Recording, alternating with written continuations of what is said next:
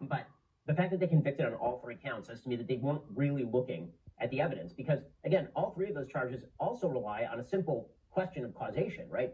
Did George Floyd actually die because Derek Chauvin was on top of him with his knee? What the defense showed repeatedly is that he did not have his knee on his neck. Right? There was no physical trauma to his trachea. There was no evidence that there had been physical trauma to his arteries that would have cut off the oxygen to the brain. There are a couple different types of asphyxia. There's physical asphyxia where you actually strangle somebody. There's you deprive somebody of oxygen to the brain by cutting off their blood supply via their arterial blood flow. And then there is a chemical asphyxia, which is drug overdose. And the fact is that George Floyd had 3 times the deadly level of fentanyl in his system. He was high as a kite. He had 75% arterial blockage.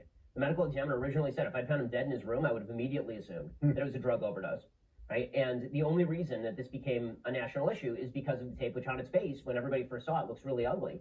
Because it turns out that a lot of policing looks really ugly. And then when you get all of the lead up, at the very least, you don't have to say that you love what Chauvin did. You don't have to say that Chauvin acted appropriately. You don't have to say any of that stuff. What you do have to say is to not even believe that there's reasonable doubt on the murder charges.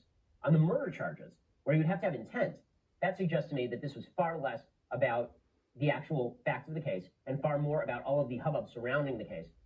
This trial never should have taken place in Minneapolis. It should have immediately been transferred in terms of venue. You were not going to find an impartial jury in Minneapolis in the single most publicized criminal justice case of our lifetime, at least since Rodney King,